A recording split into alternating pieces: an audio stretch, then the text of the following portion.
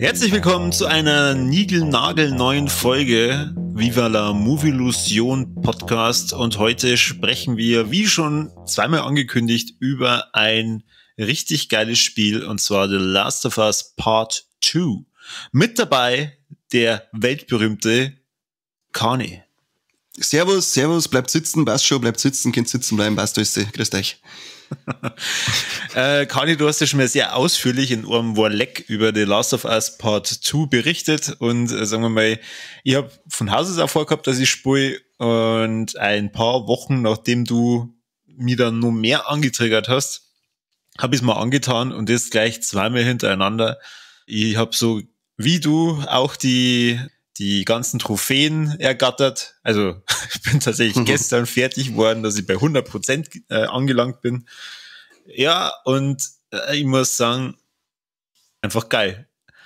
Jetzt müssen wir uns nur darauf einigen, ob wir spoilern oder nicht spoilern, oder ob wir versuchen, am Anfang nicht zu spoilern, und dann haben wir irgendwann einen Spoiler-Alarm raus, damit unsere Hörer dann wissen, auf was sie sich drauf einlassen können.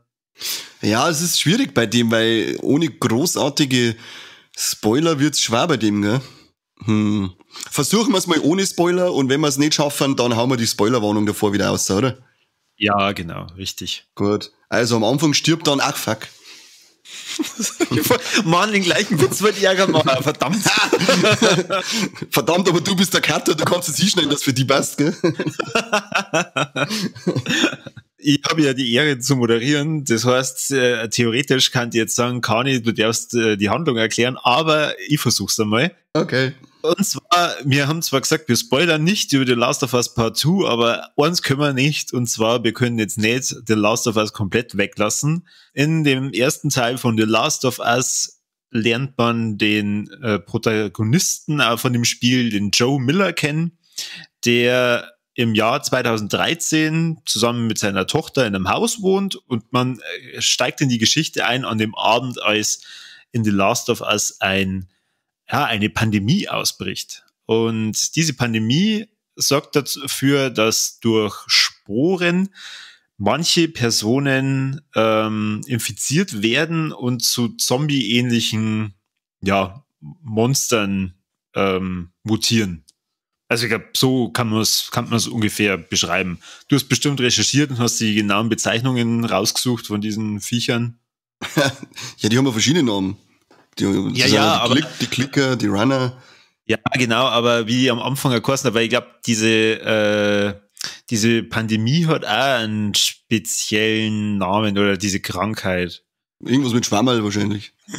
Genau, nehmen wir es mal die Schwammerlgrippe, und Schwammerlgrippe. Die Schwammerlgrippe bricht halt dann praktisch aus, und man steigt dann in die Geschichte nur mal 30 Jahre später ein. Man muss dazu erzählen, gleich am Anfang passiert was sehr Schlimmes mit seiner Tochter, was ihm halt dann prägt. Er wird halt dann zu einem Schmuggler und kriegt dann irgendwann einen Auftrag, dass er eine Person aus der Stadt rausschmuggeln soll.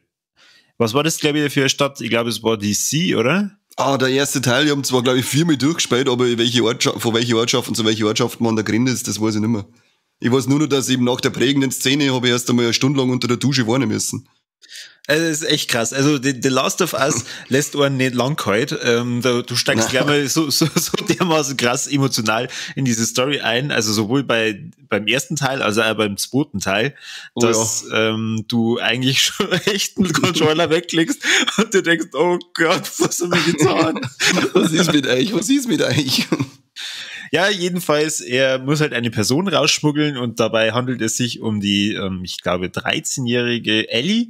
Und die Ellie hat eine Besonderheit, was aber auch erst im Laufe der Reise dann feststellen, und zwar, sie ist immun gegen die Schwammerlgrippe. Gott, wäre das lustig, wenn das echt so heißen hat. Ich glaube, dass das so heißt. Bin mir ziemlich sicher. Und der Joel kriegt die Aufgabe, dass er die Ellie zu den Fireflies schmuggeln soll, weil die Fireflies, das ist so eine Bewegung, die sie da gebildet hat, die gegen die Schwammerlgrippe kämpft, weil sie ja immun ist. Vermuten alle, dass man aus ihr wahrscheinlich irgendwie auch den Schlüssel rausfindet, dass man ein Gegenmittel, also praktisch eine Impfung gegen die Schwammerlgrippe entwickelt. Und im ersten Teil geht es praktisch darum, wie die zwei quer durch ganz Amerika reisen und halt praktisch zu den Fireflies dann kommen. Also eigentlich müssen wir jetzt echt den kompletten ersten Teil spoilern, weil sonst macht es überhaupt keinen Sinn, über den zweiten zum Reden. Ja, also jetzt weiß ich nicht. Kannst du das Ende vom ersten Teil jetzt so erklären, dass man problemlos in den zweiten einsteigen kann? Man kann es eigentlich nur so sagen, sie finden halt kein Heilmittel raus und können weiterreisen. Aus Gründen. Genau, aus Gründen. Genau, die wir eigentlich jetzt nicht spoilern, oder? Na, richtig. Das spoilern wir nicht, sondern man kann nur so viel sagen. Der erste Teil endet so, dass der Joel nicht so ganz ehrlich war zur Ellie. Und weil sie halt nur ein Kind ist und weil er halt dann in diesem ersten Teil mehr oder weniger so Vater-Tochter-Gefühle entwickelt, er ihr halt die ein oder andere Wahrheit einfach verschweigt. Ja.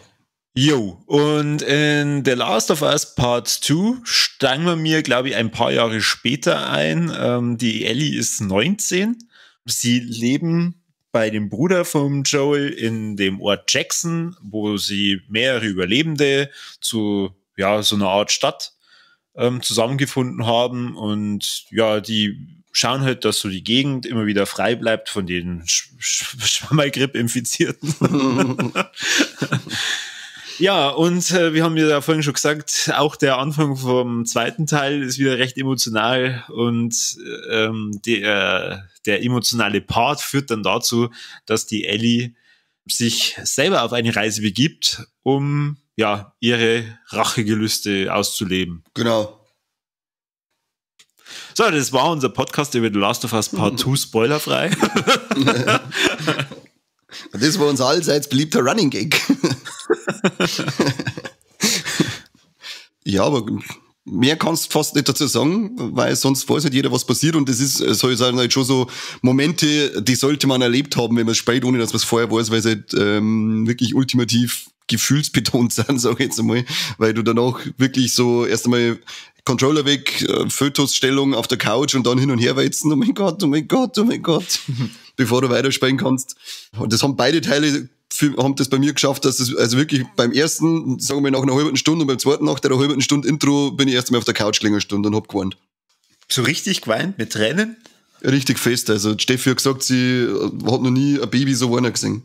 Oh. Also, das war schon ein bisschen süß, glaube ich, von mir.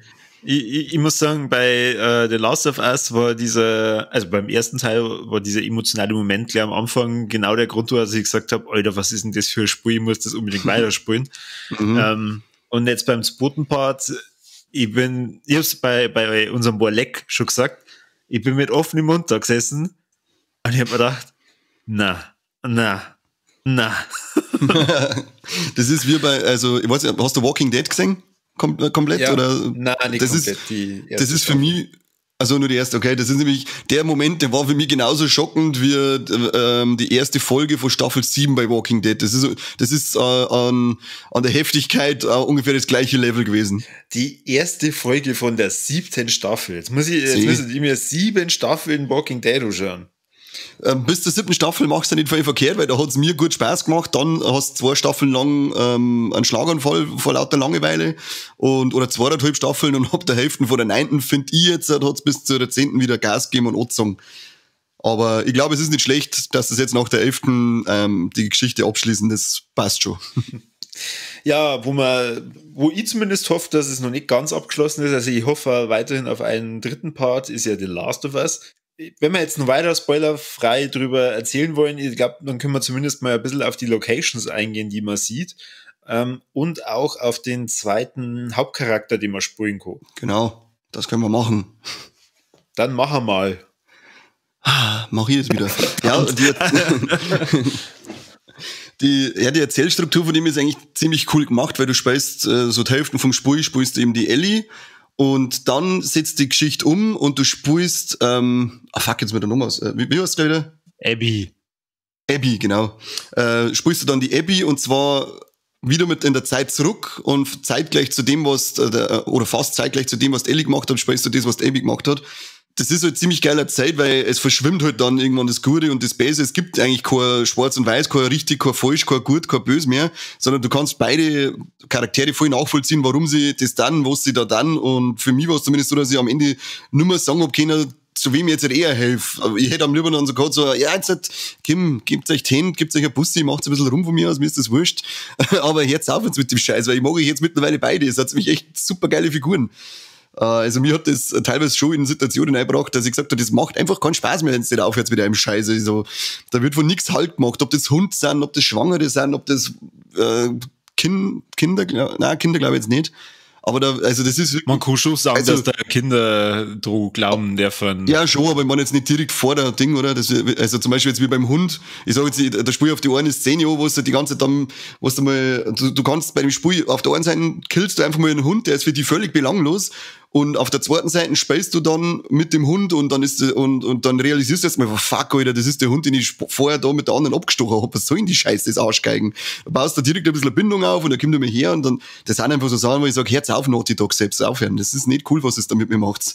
Also insgesamt muss man sagen, sie haben es aber sehr cool durch diesen Dreh gemacht von den Charaktere, dass du wirklich auf beiden Seiten sehr, sehr viele Charaktere kennenlernst und dadurch auch teilweise lieben lernst oder dann auch besser verstehst, warum die so ticken, wie es ticken oder warum das dann auch wirklich in jeder Situation dann auch nochmal anders schlimm ist, wenn du das zweite Mal spielst. Also zumindest bei mir war es so, wo ich halt dann den zweiten Durchgang gemacht habe, du hast ja dann schon die ganze Story im Kopf.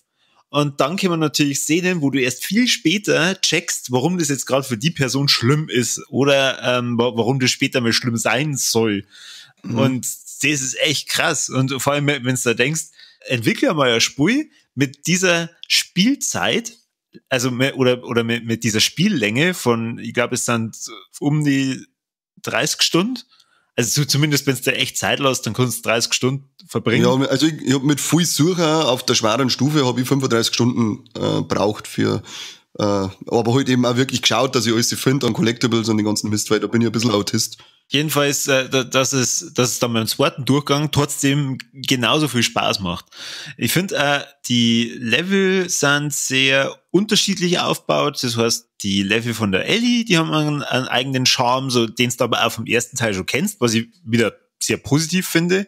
Und die ganzen Level von der Abby, die sind dann wieder, so ein Ticken anders.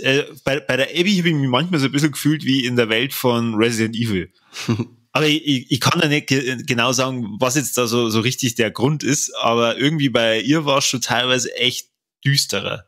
Ja, also halt auch wie die leben, wie die Abby die lebt, weil die Ellie, die haben ja da diese Stadt gegründet, da siehst du einfach, das ist eine schöne Stadt, das ist familiär, die helfen zusammen, die schauen aufeinander. Und Abby lebt bei den militärischen, diktatorischen Scheißhaufen-Verein, der nur am Leid foltern, am Leid hinrichten, Krieg hier und Krieg da führen ist. Also darum merkst du halt schon, warum die auch so unterschiedlich sind und die haben die Stimmungen auch für beide Parts ziemlich gut eingefangen. Wie vorhin schon gesagt, die Ellie, die lebt ja in Jackson mit dem Joel und mit dem Joel, seinem Bruder. Später kommt sie halt wegen der Abby nach Seattle und in Seattle, da gibt es eben zwei Fraktionen, die gegeneinander kämpfen. Einmal die Scars und dann einmal die Wolves. Und die Wolves sind praktisch diese Militäreinheit, wo die Abby groß geworden ist, die halt, ja, sagen wir es mal so, durchaus für 30 Jahre nach Ausbruch der Pandemie sehr zivilisiert leben. Bis auf das, dass halt viele Leute, die sich dagegen stehen, hinrichten und foltern, damit sie die anderen finden. Aber da ist es halt auch wieder so, die Scars, ja, die führen halt einfach Krieg gegeneinander, die zwei Idiotenvereine. Und deswegen, irgendwann ist dem einen halt alles recht, damit er den Krieg dann doch beenden kann. Aber wer weiß eben, wie es am Ende dann war, wenn der Typ dann allein herrschen darf, ob es anders werden darf. Das ist halt immer diese ganze Militärvereinskacke ist da über nicht so cool dann. Ja, da muss man vielleicht noch zur Erklärung sagen, die Scars sind grundverschieden zu den Wolves. die Scars sind mehr so eine Art Sekte, die an so eine, weiß ich nicht, Art Göttin oder irgendwie sowas glauben. Ja, also die verehren eine Frau, die hat's wirklich gegeben. Ja. Die sie da verehren, die hat halt auch Schriften geschrieben. Und wir sind dann oft einmal Isma-Extremisten, da werden halt dann die Worte wieder komplett anders ausgelegt und vertraut und somit ist halt dann so eine komplett irre Extremistengruppierung geworden, die halt auch nichts anderes tut als, ich denke gerade an die eine Szene, da die Aufhänger und Messer im Bauch und Aufschneiden, weil ich denke, was ist denn mit euch? Hört's auf, jetzt ist asozial. Genau. Ist halt auch wieder so ein richtiger scheiß Extremistenverein dann worden. Ja. Aber auch wenn die Abby da in diesem Militärkreis groß geworden ist, man merkt im Verlauf des Spiels dann auch, okay, die, wie es du vorhin schon gesagt hast, das ist auch ein sehr liebenswerter Charakter. Also den man halt dann irgendwann auch so richtig ins Herz schließt. Ja, finde ich auch. Also am Anfang haben wir gedacht, du behinderte Mistbrunst, nur Dreckige. Aber je länger, dass ich es dann gespielt habe, haben wir gedacht, ja, du bist ja gar nicht so zuwider und auch sehr nachvollziehbar. Und am Ende haben wir dann gedacht, ja, jetzt hat, wie gesagt, wie vorher schon gesagt, jetzt darfst du schmusen und dann ist gut. Hast du da auch gedacht, wo es auf einmal dann diesen Charakterwechsel gab, boah, na, die möchte ich echt nicht spielen. Ja, ich habe auch gedacht, das ist jetzt ein verfickter Ernst, haut's ab von mir. Aber es ist dann eben wirklich erzählerisch und spielerisch alles ist so cool und logisch gemacht, dass das dann nicht mehr schlimm war. Ja. Schlimm. Ich glaube, ich habe schlimm gesagt, keine Ahnung. Was halt voll heftig war für mich die erste Szene, bei denen man mit den Scars in Kontakt kommt. Da in dem Waldstickerl. Wo es in der Wiese dann ist und dann ja, genau. um den Graben rum will. Mir hat's da gerissen, da hätte ich bei dem Controller im Fernseher eingeworfen vor lauter der Schrecker, weil auf einmal geht, die Pfiffe, die loslassen haben, die waren für mich, die sind durch Mark und Bein gegangen, die waren so asozial. Und auf einmal kommt da so ein schriller, ekelhafter Pfiff, der mir durch Mark und Bein geht und dann trifft mir auch noch ein Pfeil gleichzeitig und mir haut's vor die Socken und mir haut's vor der Couch runter und ich denk, wow, lecke, Pause, ich brauche eine Pause, krieg gleich einen Herzinfarkt, das hat's nicht ganz dicht. Und das war dann, ich finde, die Szenen, die waren richtig aufreibend für mich, weil du dann sechst das wieder die ganze Zeit, weil die sind halt dann mit deinen Kunden so schlecht zum Singen teilweise. Und wenn dein Sinn nicht komplett ausprägt ist, dann wuselst du da rum und du hörst es in einer Tour nur, wie sie sich anhand von verschiedenen Pfiffe verständigen. Und ich sitze da und krieg nur Panik und fang schwitzen an und sage jetzt, wenn es nicht gleich abhaut, ich wirf hinter, ich spiele nicht mehr weiter, selber schuld. Selber schuld. Ja, das hab's dann davon, Naughty Dogs. Weil ich bin ausgeflippt. Also, ich glaube, wir werden wahrscheinlich jetzt nur ein bisschen immer wieder auf die Handlung und so kommen. Jetzt können wir vielleicht ein bisschen was auch über die Entwicklung von dem Spiel sagen. The Last of Us ist 2013 rausgekommen, also so 2013, 2014. Schon relativ früh haben sie damit begonnen, den zweiten Teil zu entwickeln. Dann haben es aber intern von Naughty Dogs ja ein bisschen umstrukturiert und haben gesagt, na, sie konzentrieren sich jetzt erstmal immer nur auf Ohrspiel. Da haben sie ja dann, glaube ich, alles in wie heißt die andere? Uncharted 4 Mann. Uncharted. Genau. Haben da erstmal alles für Uncharted gemacht und dann haben sie gesagt, so, und jetzt fangen wir wieder langsam und dann halt Vollgas an mit The Last of Us Part 2. Ich muss auch sagen, es ist immer sehr geil zum sehen, wie die das machen, weil es ist nicht nur komplett aus dem Grafikstudio animiert, sondern die haben dazu auch echte Schauspieler benutzt, was ich schon im ersten Teil total geil gefunden habe, weil da kannst du dieses Making-of dann auch freispulen. Ist halt dann auch cool, vor allem wenn du dann siehst, okay, die Schauspieler von damals, vom ersten Teil, sind genau die gleichen wie ja jetzt. Daher passt es auch von der Stimme her. Und Naughty Dog, ja, spielt ja so ein bisschen sehr stark mit den Emotionen. Und deswegen ist am Release-Tag, dadurch, dass am Anfang von diesem Spiel sehr emotionale Sachen passieren, die Kritikwelle von den Usern ein bisschen so dermaßen eingeschwappt mit negativer Kritik, dass der Metascore von dem Spiel sehr, sehr, sehr niedrig war. Also man muss dazu sagen, vorab kriegen ja offiziell ganz viele Magazine und halt so Game-Kritiker das Spiel, die das durchweg positiv bewertet haben. Und deswegen ist es dann schon ein bisschen strange, wenn dann am ersten Release-Tag, wo das dann auskommt, erst einmal der Score so niedrig ist, dass er, glaube ich, sogar bei 0 war oder so.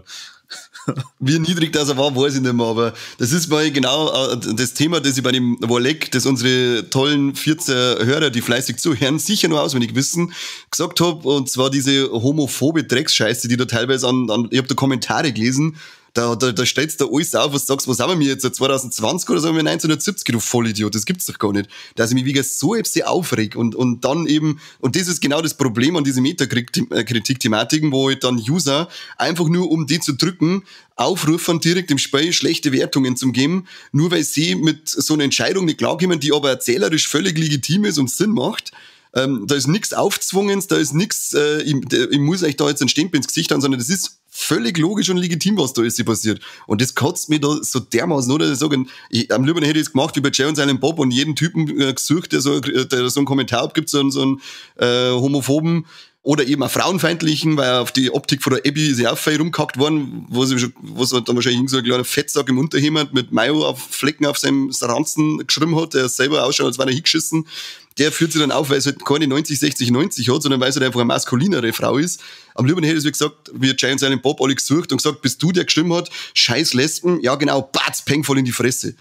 Ja, das ist das Einzige, was du machen darfst mit seinen Leuten. Ja, du kannst es nicht ganz verhindern, es ist Meinungsfreiheit und sagen wir mal, du kannst, glaube ich, es nicht allen recht machen. Was ich halt uncool finde, ist, und das ist respektlos gegenüber, glaube ich, jedem Entwickler, der da mitentwickelt hat, oder auch die Schauspieler und was weiß ich, wenn man sich nicht einmal dann die Mühe macht und das dann ganz zu Ende spielt, sondern halt einfach nur sagt, was, ihr macht eine bestimmte Entwicklung mit einem Charakter, der mir nicht passt, das Spiel ist scheiße. Ja, genau. Das ist völlig unverschämt und überhaupt völlig zusammenhangslos. Und es geht ja auch noch weiter, dass ja da auch schon wieder diese Schauspielerin, ich glaube, entweder die Dina gespielt hat oder die Abby eben gespielt hat, dass die dann auch in die sozialen Medien angegriffen wird. Weißt du, was soll denn sowas? Was ist los mit sich? Und da hört es halt dann eben mit der Meinungsfreiheit auf. Also, meiner Meinung nach, wenn ich dann andere Leute angreife, es ist ja nicht gerade bei Last of Us. Es gibt ja mittlerweile so viele Fälle, wo das passiert ist, wo ich sage, ja, sich die Leute, die werden eben sofort gesucht, ordentlich zusammenknüppelt und dann die nächsten 10 Jahre dürfen sie keine einzige Social-Media-Plattform mehr benutzen, diese Vollidioten. Es war ja nicht nur gegen die Schauspielerin, sondern auch noch gegen das Studio und mehrere Entwickler, aber auch gegen den Director, den Neil Druckmann, die Morddrohungen teilweise gekriegt. Brutal. Leid. Oder, also ich hoffe, jetzt hört keiner von den Leuten zu, die solche eine Scheißaktion machen, aber sowas ist einfach, wie schon gesagt, asozial und respektlos, sagen wir mal, wenn man sich dann nicht einmal die Mühe macht und es passiert nur sehr, sehr viel in diesem Spiel, um zu verstehen, warum das dann so war oder warum dann bestimmte Entwicklungen so stattgefunden haben, wie es stattgefunden haben. Ja. Und was mir halt echt erstinkt und da müsste man halt dann, weiß ich nicht, am besten irgendeinen Mechanismus dagegen finden. Es sind innerhalb von den ersten 24 Stunden extrem viele schlechte Kritiken eingegangen. Und wie schon gesagt, das Spiel hat 25 bis 30 Stunden Spiellänge. Also das heißt, da kann keiner das Spiel schon durchgespielt haben. Ja, vielleicht schaffst du es, wenn du es auf sehr leicht, ohne irgendein Suchen und Nebenzeig zu machen, nur durchgerusht und rein auf Story konzentrierst, dann kannst du es vielleicht so auf 18 Stunden schaffen, hä?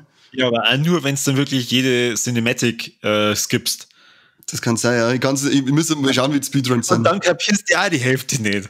Ja, eben. Ja, ich sag auch, was soll denn das, mit dem sie aufregen, wegen lesbische Figuren, was auf jeden Tag, wenn sie sich Porno so gaffern, nach Lesben so die Schere machen, aber kaum ist irgendeine Figur im Spiel, rege ich mich auf, wie es lesbisch ist, diese Spasten. Ja, jetzt reg du dich halt nicht so auf. Jo, ich bin schon wieder auf 180. Wir müssen jetzt mit einem guten Beispiel vorgehen und dann schwenkt man vielleicht, glaube ich, über, also wenn man jetzt genügend über die schlechten Kritiken geht, es gibt da sehr, sehr, sehr, sehr, sehr, sehr viele gute Kritiken, unter anderem nicht nur über die Handlung, sondern auch auf die Musik bezogen. Und da muss ich sagen, haben es gerade Joel und der Ellie eine Charakteristik verpasst, die ich persönlich mega geil finde. Und zwar beide spielen in dem Spiel Gitarre und man hört da immer wieder, oder was heißt immer wieder, also vor allem bei den Credits, aber bei einer bestimmten Stelle im Spiel, die du ja auch schon mal bei den Warlecks erwähnt hast, die Ellie dann Gitarre spielen und dazu singen. Aber beim Joel gibt's immer wieder ein paar Lieder. Und ich glaube immer, wenn man das Spiel auf der schwierigsten Stufe durchspielt, erbarmungslos oder so, dann hörst du sogar spezielle Lieder am Ende von den Credits. Du hast es jetzt zumindest geschafft, dass du vom Thema, das mir auf 180 bringt, zum Bereich wechselst, wo ich wieder ganz ruhig und handsam werde, weil das nämlich für mich die schönsten und berührendsten Szenen gewesen sind, die ich jemals in einem Spiel gehabt habe, wenn die Ellie da sitzt und Gitarre für Dina spielt.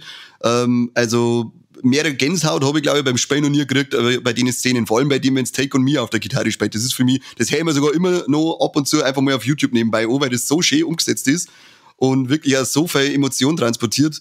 Da sage ich wirklich nur, wow. Insgesamt, alle Lieder, die Ellie da performt oder auch der Joel, alter Fuck, richtig geil. Future Days, gleich am Anfang im Original von Pearl Jam. Mega, also wirklich Wahnsinn. Und in die Credits kommt, glaube ich, ein Wavehead Stranger, wo beide dann da singen und da kriege ich Gänsehaut. Wow. Vor allem da gibt's dann auch auf dem YouTube-Kanal von The Last of Us, kann ich auch nur jedem empfehlen, das Musikvideo, wo beide das live performen, und zwar, also die Schauspieler davor. Also wirklich Ellie und der Joel. Und das ist auch mega geil. Ja, das ist super. Jo, also wir haben jetzt über die Entwicklung geredet, wir haben über die Musik geredet. Über was müssen wir denn noch reden? Ja, die Technik da immer ein bisschen, oder? Also, grafisch ist ja das Ding ja sowieso eine Wucht. Da sind Szenen dabei, wenn du dich daran erinnerst, wenn der Krieg ausbricht und dann siehst du mal die komplette das Gasding und alles brennt, aber das ist so schön zum Anschauen. Das hört jetzt zwar natürlich weird an, wenn da eine ganze Stadt abgefackelt wird, aber das ist eben technisch auf so einem schönen Level dargestellt, dass du sagst, das Screenshot jetzt und das mir irgendwo ins Hintergrund ein oder hängst mir ins Bude rein, weil das wirklich so stimmig von den Farben her ist und eben auch die Beleuchtung so geil umkommt. Aber es war ja auch der erste Teil auf der Dreier damals, war ja auch schon ein technisches Highlight. Was jetzt bei der PlayStation 4 und gerade beim zweiten Teil sehr cool ist dieser Übergang von Cinematic auf Spiel, weil wenn du jetzt nicht immer wieder mal durchstarten musst, weil es halt einmal schlaffer gehst oder so, kannst du das komplett an einem Stück durchspielen. Es gibt fast keine Ladezeiten, weil praktisch während das Cinematic läuft, wird im Hintergrund schon geladen und dadurch ist alles extrem flüssig. Und das haben es echt geil gemacht. Ich glaube nämlich, dass das auch bei der PlayStation 5 und da muss die Spur ja fast rauskommen, wahrscheinlich dann nur um einige schneller geht. Ja, aber das hat Naughty Dog meine schon immer ziemlich cool gemacht. Das glaube ich, haben sie in der Uncharted 3 auch schon so ähnlich hingekriegt. Und beim ersten Last of Us, oder? Ich glaube schon, dass du beim ersten Last of Us immer wieder ein paar Ladezeiten drin gehabt hast.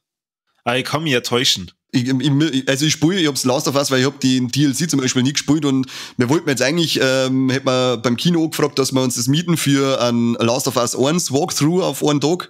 Ist aber jetzt leider Corona-bedingt erst einmal ausgefallen, aber das steht da auf dem Plan drum. Last of Us habe ich nicht mehr alles so genau im Kopf, weil ich das doch zum Release damals gespielt habe und seitdem nicht mehr.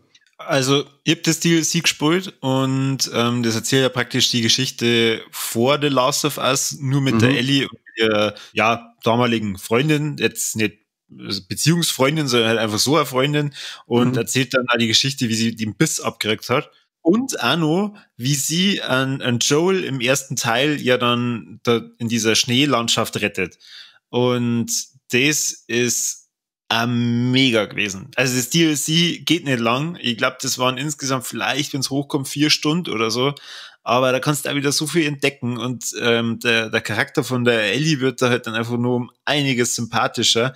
Und du merkst auch, deswegen finde ich jetzt Kritiken, die heißen, ja, Ellie ist jetzt nur noch Rache-Dämon mehr oder weniger in The Last of Us Part 2 und die war ja früher nie so. Ja, von wegen, spielst du mal das DLC, da hat die ja ganz schön gezeigt, wo die Ziege den Honig her hat. Aha. Und ich glaube, dass ja da auch dieses ganze, ich mag Mädels ein bisschen lieber als Bubals, angeschnitten worden ist, oder? Ja. Hat ich zumindest mal gelesen. Drum ist es halt auch verwunderlich, warum sie leider vor mir aufringen, wenn das aber vor 4 oder 5 Jahren in dem DLC schon mehr oder weniger angekündigt worden ist. Was macht sie so? Schlaft sie beim Spielen? Passt mal auf. Kann nicht sein. Aber der von nicht wieder anfangen, weil ich merke schon wieder, wie ich auf Touren komme. Vielleicht können wir auch noch ein bisschen spoilerfrei über das Ende reden. Und zwar ich nenne es jetzt mal die beiden Enden. Es gibt da einmal das Ende, wo man meint, es ist das Ende. Wir verraten jetzt, wer in dem Ende vorkommt, aber da war ich dann tatsächlich überrascht, dass dann nochmal so lang weitergeht. Es ist jetzt nicht, es sind jetzt keine 10 Stunden oder so, aber sagen wir mal, da war ich schon sehr positiv überrascht. Ja. Warst du mit dem finalen Ende zufrieden? Ja, schon. Also ich habe dann gedacht, ja, das ist eigentlich genauso, wie ich gehofft hätte, dass es dann ausgeht. Also zwar jetzt nicht so mit dem, was ich gesagt habe, macht's rum und schmust und was weiß ich, sondern aber es geht zumindest in eine Richtung aus, wo ich sage, okay, das ist den Umständen entsprechend, wenn man es so nennen kann, ist es versöhnlich. Ja. Aber halt auch ultimativ hart. Also der Finalkampf, der ist mir auch so hart angegangen, weil das einfach so krass war und so bäs und hasserfüllt, die ganze Szenerie, dass da habe ich auch ganz schön schlucken müssen teilweise. Ja, wobei, was mich noch fertiger gemacht hat, war dann das, was danach passiert ist. Du siehst dann praktisch die letzte Rückblende, wo du Gespräch zwischen der Ellie und Joel nochmal siehst. Und dann das komplette Ende, wo du ja dann den letzten Weg, sag ich jetzt mal, nur siehst. Und da bin ich ein bisschen zwiegespalten, deswegen hoffe ich, es gibt noch einen dritten Part, weil, sagen wir mal, ich möchte halt auch wissen, wie es in dieser Welt einfach weitergeht. Weil, sagen wir mal, ich hoffe jetzt mal nicht, dass die Schwammergrippe einfach so haken du jetzt immer damit. Hilft eh nicht. Sondern, weiß ich nicht, dass alle beschließen, hey, wir machen jetzt mal so richtig geile Schwammerbrühe. Richtig geil. Und sauber panierten Parasol gibt's halt noch. Ja, das sehe ich dann auch so, also für die Geschichte Last of Us 2 bin ich mit dem Ende absolut zufrieden, da passt es. Aber für die Geschichte von Last of Us insgesamt wäre die auch noch einen dritten Teil, der einfach nur sagt, was in der Welt noch passiert, weil man kann ja mit den beiden Charaktere, vor allem kannst du immer noch ein Spiel füllen, sag ich jetzt mal, was jetzt danach noch passiert. Und halt eben wieder tolle Figuren vielleicht dazuschreiben und eben dann doch nochmal in die Richtung gehen, hey, jetzt kann man doch nochmal Heilmittel schaffen, keine Ahnung, aber für Last of Us 2 selber die Geschichte so abzuschließen, fand ich okay, und fürs Universum hätte ich doch gern nochmal einen dritten Teil, der noch weiter ausufert. Vielleicht damit neue Figuren, das war ja auch kein Thema, weil Figuren schreiben und zeichnen können sie ja bei Naughty Dog, das haben sie jetzt schon oft nur bewiesen, und deswegen wäre ich da guter Dinge, wenn es heißt, Last of Us 3 kommt, aber diesmal mit neuen Charakteres. Ja, aktuell wird ja sogar noch spekuliert, ob nicht doch noch ein DLC in der Mache ist. Der Neil Druckmann hat zwar nach Veröffentlichung von dem zweiten Teil gesagt, nein, es wird keinen DLC geben, aber ein Schauspieler von den Figuren hat vor kurzem wieder ein Bild gepostet mit diesem Punkteanzug mit, er ist wieder bei der Arbeit, und der Neil Druckmann hat das auch geliked, und jetzt gehen schon wieder die ersten Gerüchte los, oh, die machen da doch noch ein DLC. Oder sie arbeiten doch schon an Teil 3. Meinst? Also, ja, wenn, dann müssen sie es eh schon. Naja, im Endeffekt, sie haben jetzt nicht so den Zugzwang, weil ich vermute mal mit Uncharted, oder die haben ja noch ein paar andere Spiele rein, werden es wahrscheinlich auch sagen, okay, jetzt schnaufen wir alle mal wieder ein bisschen durch, holen uns für andere Spiele Inspiration, und dann packen wir irgendwann einmal den dritten Part an, wenn es einen dritten Part gibt. Und nach Teil 2 musst du sowieso ganz viel durchschnaufen, weil das die nur fertig macht. Ja, das stimmt.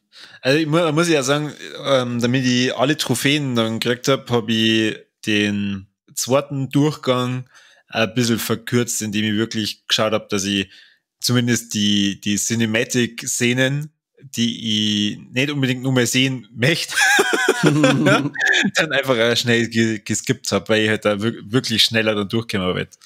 Ja.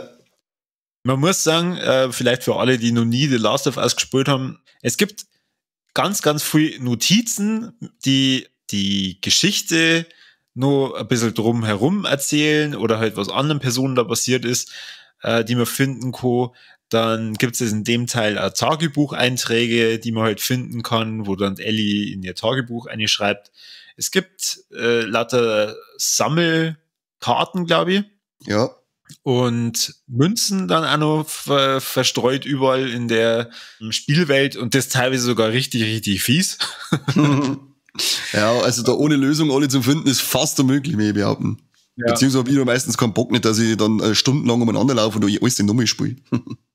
Ja, darum, genau, also ich wollte mich eben beim zweiten Durchspulen dann auch nicht ewig da aufhalten, weil ich glaube, irgendwann lernst du halt dann diese ganzen Level dann doch auch so auswendig, dass du dann keinen Bock mehr hast. Ja. Was ich auch geil gefunden habe, ist, du kannst so Cheats dir frei kaufen über dieses Punktesystem, was innerhalb von dem Spiel drin haben. Und das ist aber auch ganz, ganz lustig. Also es gibt jetzt keinen Sterblichkeitscheat oder so, aber halt zum Beispiel, dass du unendlich viel Munition hast, was in Last of Us sehr hilfreich ist. Oder auch, dass halt die Gegner nach einem Treffer oder Schuss dann gleich sterben. Also das ist schon ganz amüsant. Man kann sich da, glaube ich, auch auf längere Zeit damit bespaßen, wenn man nicht so wie ich und der Kani sehr emotional verbandelt sind mit dem Spiel und wahrscheinlich dann keine schönen Zeiten haben. Ja, genau. Nicht ständig die eigene Hölle noch mehr erleben wollen. Was aber cool ist, was du schon gesagt hast, diese ganzen Nebensachen, die es da gibt, also da ist meine Empfehlung, wenn man das spielt und normal auch nicht so der Komplettisten-Nazi ist, sondern halt einfach nur durchrennt, bei dem Spiel war es echt sehr empfehlenswert, wenn es das erst dann sein volles Potenzial nochmal entfalten kann, weil allein was da an kleine Stories erzählt werden, nebenbei nur durch Zettel, weil du bist halt, sagen wir mal, in einer Passage, in irgendeinem Hochhaus-Scheißdreck und dann kommst du ins nächste Haus und die nächste Ding und überall findest du einen Zettel und dann irgendwann merkst du, hey, das ist ja immer der gleiche, der da seine Spuren hinterlassen hat, damit er einer Freundin oder seiner Frau oder einem Freund Spuren geben kann, bis er sich am Ende dann verabschiedet in dem letzten Zettel und sagt, ich kann leider nicht mehr warten, oder man findet dann seine Leiche mit einem Abschiedsbrief und so. Und das ist ziemlich geil gemacht, eben, dass da sogar nur durch Zettel und dann das, was man am Ende dann dazu findet, dass du da auch wieder sagst, wow, krass, lass dir einer mal einen Zettel schreiben, hey, ich hab meine Frau gefunden und wir sind jetzt glücklich irgendwo hingewandert. Nein, da muss ich wieder einer Tode da liegen. Genau, dann lass aber nur einen Zettel, damit es ja jeder mitkriegt. Ja, weil so, hey, für den, der die anderen Zettel auch gefunden hat, gerade dass du es wisst, alles cool, sind wir jetzt halt fort und feit nichts, gell? Oder halt auch die Münzensammlerei, die ist nicht gerade so, hey, sammelt irgendwelche Münzen ein, sondern das ist auch sinnvoll mit einbaut, dass die Abby und ihr Bab früher immer miteinander Münzen gesammelt haben, als klar waren, und sie führt das weiter. Also es ist alles so mit der Spielwelt verflochten und nix ist einfach nur so, wie du es oft kennst bei anderen Spielen, lauf Sachen ab und sammelt den Scheißdreck ein, obwohl er da überhaupt nichts mehr bringt. In dem Fall ist es alles sinnvoll integriert, bringt die Geschichte voran, erzählt da zusätzliche Inhalte und macht es einfach noch geiler, die ganze Sache. Ja. Ich muss ja sagen, diese Thematik mit, der lesbischen Beziehung und was weiß ich finde, das stört er in dem Spiel null. Also, zumindest ist mir das doch egal, ob sie sich jetzt so entwickelt hat, dass sie, weiß ich nicht, einen Typen nach dem anderen hat oder halt dann einfach sie zu Frauen mehr hingezogen fühlt. Das ist halt dann einfach so. Und ich finde, sie ist trotzdem ein saugeiler Charakter. Ja, absolut. Also da beweisen sollte man wieder, wie man Diversität einbaut, ohne dass sie mit dem Vorschlag haben ins Gesicht gehauen wird, sondern einfach nur sinnvoll in die Welt eingefunden ist und einfach das ist, was für den echt auch ist, normal. Es ist okay und es passt und es muss sich keiner dafür schauen. Und genauso wenig sollten sich die ganzen anderen Affen aufregen über selbst, weil es sowieso ein Scheißdreck geht. Ja. Was man vielleicht einmal noch erwähnen sollte, ich finde das Steuerungssystem einfach grandios gemacht und da finde ich es aber Naughty Dog allgemein Spitzenreiter, was das angeht. Weißt du, hast du die Uncharted-Teile gespielt? Na. Also auch wer Uncharted gespielt hat, fühlt sich sofort heimisch bei Last of Us, weil es sehr ähnlich ist von der Steuerung her, von der Belegung her und auch von die Bewegungsanimationen her, finde ich. Und es ist halt einfach da sind auch so viele coole kleine Sachen dabei, das habe ich bei dem Volex auch schon gesagt, ja, das finde ich einfach so geil, wenn du durchs Wasser gehst, woanders rumpelst du halt dann einfach durch, als war überhaupt nichts ist, sobald das Wasser aber so ein bisschen Hüfthöhe erreicht, merkst du, dass ein Widerstand da ist und es geht halt nicht mehr so leicht, wie es im echten Leben halt auch ist. Es wirkt nie, wie es bei oft anderen Spielen ist, wo du dann sagst, was soll denn jetzt das für eine Bewegung sein? Du möchtest realistisch sein und der Typ hupft umeinander wie irre, das geht überhaupt nicht. Und da ist halt wirklich so extrem auf Realismus Wert gelegt worden, dass dass du eigentlich immer meinst, du spielst echte Menschen und nie so das Gefühl hast, du spielst da übermächtige Figur, wie bei, ja, Uncharted ist halt dann wieder so ein Beispiel, der Typ, der kann ja auch alles sehen, wo es aber in dem Fall passt, aber das hast du in dem Fall, hab ich immer das Gefühl, okay, ich steuere eigentlich echte Menschen und keine Spielfiguren. Ja. Ich habe ja den ersten Teil gespielt und ich habe mich sofort da im zweiten Teil da wiedergefunden, obwohl es schon gefühlt 2 Jahre her ist, dass ich den The Last of Us komplett einmal durchgespielt habe. Mhm. Also das machen es echt geil. Ja. So, und damit wir nicht nur natürlich positive Sachen über The Last of Us Part 2 berichten, kommen wir mal zu unserem allseits bekannten Part. Was gefällt uns und was gefällt uns nicht? Oder erst so ein kleiner Fun-Fact. Ach na. Oh Mann, das ist immer das Behindertste. Du darfst jetzt anfangen mit was gefällt mir und was gefällt mir nicht und zur Belohnung darfst du den Fun-Fact verzeihen. Yay! Passt. Also, was gefällt mir? Ich muss mir in dem Fall wieder mal wiederholen, weil für mich das Beste an dem Spiel diese Szene war, wenn Ellie da sitzt und der Dina auf der Gitarre Take on Me vorspielt. Das ist für mich, wie ich schon gesagt habe und immer wieder sagen werde, eins der berührendsten Spielerlebnisse, die ich bis dato gehabt habe. Gänsehaut ohne Ende und ja, vielleicht, wenn ich nicht so ultimativ männlich wäre, hätte ich vielleicht sogar ein Tränchen im Auge gehabt, aber als manliest Man alive geht das leider nicht. Und was lachst du da? Und was ich ankreiden muss, diese Dreckschwanz. Ich spiele das Ding durch auf 100%, Fett Platin am Start. Wichs mir da einen ab, weil ich es so geil finde. Und dann schuld das nächste Mal, heißt irgendein Update-Patch aufgekaut. Auf einmal habe ich gerade noch 98%, weil es 2 neue Trophäen eingeballert haben. Es bleibt zwar bei der Platin, aber jetzt sollte es auf einer noch extrem schwereren Stufe durchspielen. Und dann soll es mit einer Permadeath-Einstellung durchspielen. Ja, ich als leicht autistisch veranlagter Mensch werde das wahrscheinlich irgendwann machen, aber Naughty Dog leckt mich. Scheiß Move. Alles klar. Und der Fun Fact?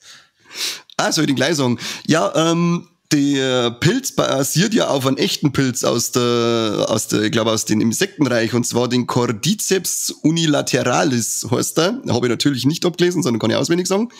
Der kommt aber eben nur, ich glaube, bei Ameisen vor. Und das ist tatsächlich so eine Pilzspore, die sich dann in dem Körper breit macht. Dann wandern die Viecher, glaube ich, so weit wie es geht, irgendwo Baum auf, Richtung Sonne eben. Und währenddessen sprießt das Ding in einer und dann verreckern es da und das Ding bricht aus einem Körper aus und dann wächst da so ein Pilz. Das ist die Inspiration für The Last of Us.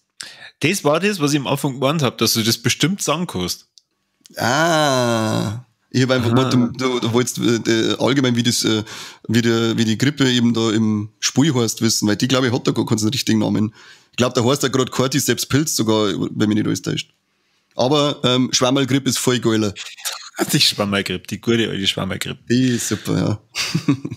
Gut, dann mache ich mal weiter mit, was hat mir gefallen. Es gibt eine Szene in dem Spiel, das ist ein Rückblick von der Ellie und vom Joel und die besuchen ein Museum und da passieren sehr, sehr viele coole Sachen. Also sagen wir mal, wo du die halt wieder zurückerinnert findest oder du findest sie wieder in diesem The Last of Us, also vom Teil 1, weil die zwar halt da einfach auch dieses Vater-Tochter-Ding immer wieder nochmal gehabt haben und dieser Museumsbesuch zeigt das sehr deutlich. Sie sind dann noch einmal in so einer Weltraumausstellung und sie ihr Geburtstag und er schenkt dir dann was und keine Ahnung. Also da war ich schon kurz davor, dass ich mir dann dachte, boah, leck, also das ist für mich jetzt gerade so emotionale Szene, da war ich sogar auch bereit, mal eine Träne zu verdrücken. Aber habe ich dann nicht, weil danach geht's dann gleich wieder weiter und dann glaubst du wieder, oh Gott, gleich greift bestimmt wieder irgendein Pilz so.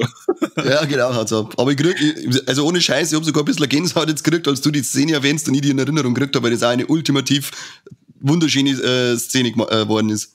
Ja, also schon für das hat es sich wahnsinnig gelohnt, dieses Spiel zum Spielen. Und was mir nicht gefallen hat, es gibt einen Gegner in dem Spiel, den ich über alles auf dieser Welt hasse, da ich dann am liebsten mal zu Naughty Dog hinfahren und dann sagen, was war denn eigentlich los? Wer hat dieses Viech erfunden? Wo ist er? Gleich holen. Genau, wo ist er? Was soll das? Und zwar war ich da schon sehr an Resident Evil erinnert, weil im Endeffekt haben sie dann einen Pilz Monster Batzen gemacht und dieser Batzen, der kann sich dann auch noch lösen und du ballerst dann nicht nur einmal, sondern 50 Mal drauf, bis der endlich mal hier ist. Das ist unglaublich. Wie oft ich da gestorben bin. Holy shit. Ich hab dann gegoogelt in der Hoffnung, dass ich irgendwie einen ganz leichten Trick finde. Na, es steht tatsächlich drin, ja, ausweichen und immer wieder drauf schießen, solange bis hier ist. Wo ich dann denke, ja super, das mache ich doch. Boah, ja, da schließe ich mich an. Da war ich auch fast am Verzweifeln. Und jetzt denk einmal dran, du sollst den Scheißtrick mit einer Permadeath-Einstellung oder dann auch noch auf dieser neuen, extrem super krassen, schweren Stufe spielen. Ja, wie denn? Da gehen bestimmt noch keine Cheats. Also, das 100 Pro ist das dann auch noch blockiert, dass ich keine Cheats einnehmen kann. Ja, dann briech ich es auseinander und schneide mir Pulsar auf damit. Habt's davon. Also, das war echt der schwierigste Gegner, wobei man auch sagen muss, insgesamt hat Abby die schwierigsten Gegner, weil einmal, da kämpft es gegen so eine Frau und dann später nochmal gegen so einen Typen, einfach nur mit bloßen Händen. Und das war auch schon so schwer. Und auch so krass einfach. Das war einfach auch so krass. Was da denkst, ins Herz hört auf. Ja. Ich bin fix und fertig. Allein vor dem Aufnehmen jetzt schon wieder. Bin ich schon wieder fix und fertig. Gut. Aber ansonsten, ja, es richtig geiles Spiel, sehr zu empfehlen. Wir müssen vielleicht jetzt nochmal an alle, die jetzt gerade zuhören und sie vielleicht immer noch nicht so ganz sicher sind, um was es jetzt da eigentlich gerade geht, sagen, es ist ein Action-Adventure für Erwachsene. Nix für Kinder. Vergesst es. Nein, nix Kiddies. Das ist teilweise nicht mal was für Erwachsene. Ja, das hab ich mir auch gedacht. Bei jeder Spielsequenz, wo Hunde vorkommen. Oh Gott. Aha. Das fällt einem schon sehr schwer. Und ich habe mir dann gedacht, oh, hoffentlich kommt jetzt nicht gleich meine Frau. Und hört dieses Jaulen von dem armen Hund. Oh Gott. Sonst hätten deine Nachbarn wahrscheinlich da Jaulen gehört, oder? Ja. Aber stell dir mal vor, du bist der Entwickler, der die Aufgabe kriegt, diese Hundesterbesequenzen zum Programmieren. Na, bin ich raus, da ich sagen. Ich kündige, Boss, da ich sagen. Ich kündige. Eher lieber zum Müllabfuhr. Dann, wir haben fast eine Stunde über The Last of Us 2 geredet. Naja, nicht ganz. Ich glaube, wir haben insgesamt so um die 45 Minuten drüber geredet. Vergiss unseren Triple Threat nicht. Ach, der Triple Threat. Ja, stimmt. Ja, ich glaube, die erste Frage können wir uns schon sparen. Es sterben Tiere. Aber, Kani, sieht man Titten? Neu. Falsch. Echt? Hat man da mal eine Brust gesehen? Mhm. Ha. Das Mal, ich als totaler Tittenfanatiker bin von dem Spiel so zleckt, dass ich nicht einmal mehr sehe, wenn mir irgendwo ein Busen ins Gesicht fällt. Naja, oh Gott, wie sage ich jetzt das, ohne deinen Zorn gleich wieder auf mich zum Ziehen? Es ist aber, der ist ja gewiss. Es ist bei einer Spielfigur, die nicht die weiblichsten Züge hat. Ja, jetzt drauf, genau. Ja gut, das darf man ja sagen. Sie ist ja maskulin, sie ist ja also trainiert und aufpumpt. Es ist ja keine Beleidigung, es ist ja eine Tatsache. Nur brauche ich nicht drüber schimpfen. Aber stimmt, da hat man mal einen Titty-Blitzer gehabt, stimmt, ja. Titten, check. Tote Tiere, check. So, und dann sieht man nur entblößte Trompeten. Aber diesmal ist wirklich nah. Ich glaube auch nicht. Außer in dem Schwammerbatzen war irgendwo. Ja, da kann vielleicht ein Schwengel umeinander fallen, aber in dem Chaos fällt dir das nicht auf. Nein, sicher nicht. Gut, dann vielen Dank fürs Zuhören. Wir hoffen, wir haben euch ein bisschen für The Last of Us Part 2 begeistern können.